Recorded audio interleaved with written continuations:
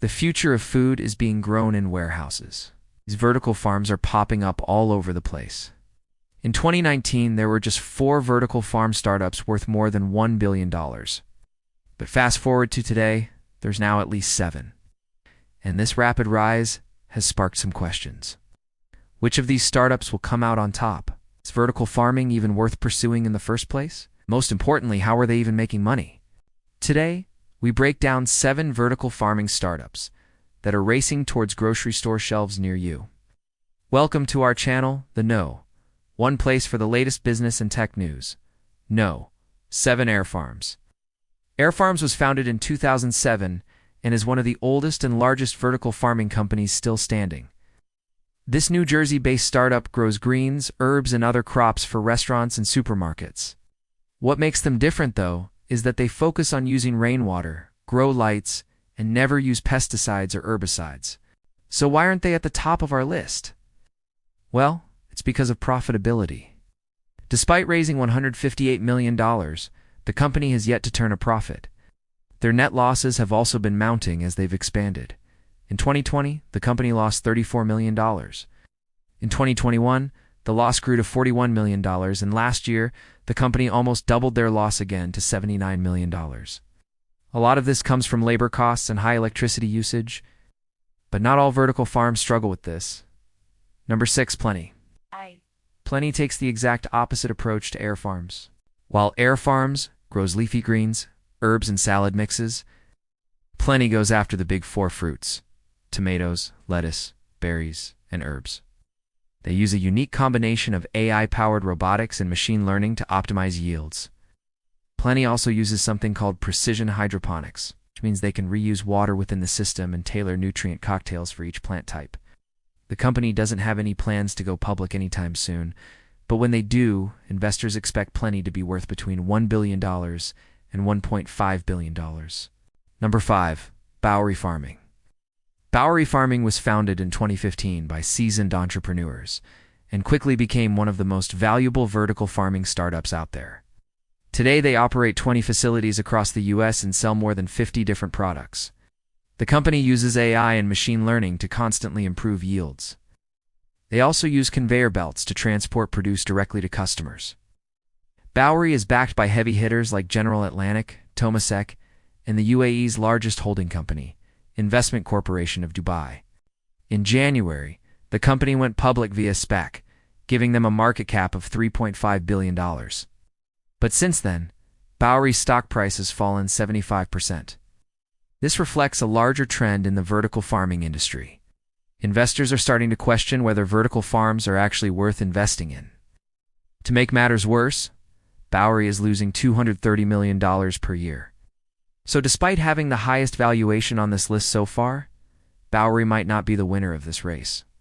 Number 4, AppHarvest. Speaking of unprofitable companies, let's talk about AppHarvest. AppHarvest was founded in 2004 and went public in 2021 via SPAC. This gave the company a market cap of $1 billion. But since then, the stock has fallen 70%. The reason for this is that AppHarvest isn't very profitable. Last quarter, they pulled in a revenue of $21 million, but they also posted a loss of $19 million. Now, if they can turn a profit anytime soon, that won't be a problem. But as it stands, their losses are only growing as they expand. In 2021, their losses totaled $50 million. In 2022, their losses grew to $65 million. And last year, their losses almost doubled again to $130 million. So what's the solution here? Well, they could stop expanding until they become profitable. But AppHarvest disagrees. They're replanning on doubling the size of their facilities and expanding to 5 new locations in the next few years. Only time will tell if this works out for them. No, 3, Infarm. Infarm is another European contender on this list. Infarm operates out of Berlin, Germany, and offers a wide variety of goods, including herbs, salads, vegetables, and fruit. In total, they offer 40-plus crop varieties. The company is laser-focused on sustainability and claims that they use 95 less water, 99 less pesticides, and 75 less land compared to traditional farms. Also, Infarm only sources renewable energy. In fact, They claim to be climate positive, meaning they remove more CO2 than they emit. Today, Infarm is present in 13 countries and operates 17 facilities. In total, they have raised $1.4 billion to date.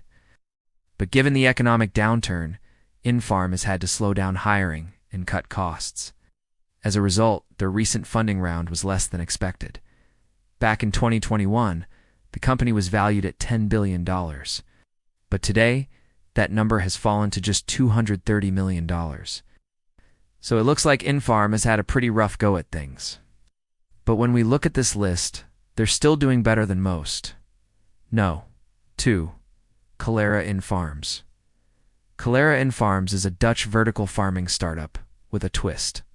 Instead of focusing on the quality and freshness of the produce, Calera focuses on making their farms Internet of Things enabled, data-driven, and fully automated.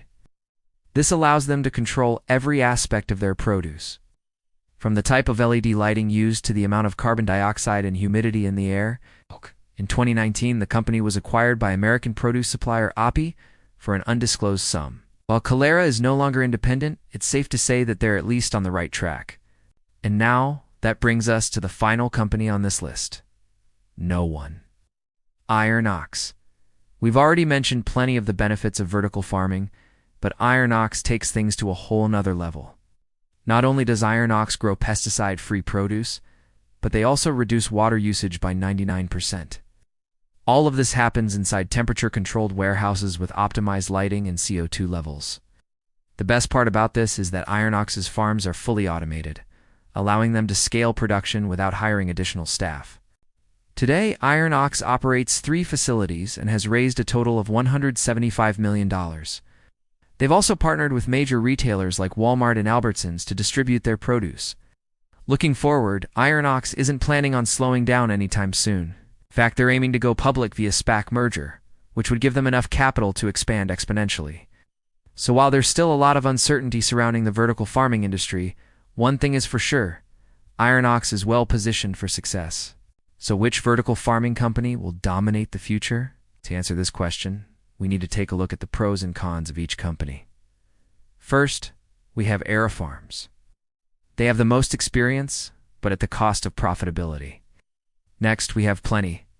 Plenty is extremely ambitious, but their financials are unclear. After that, we have Bowery.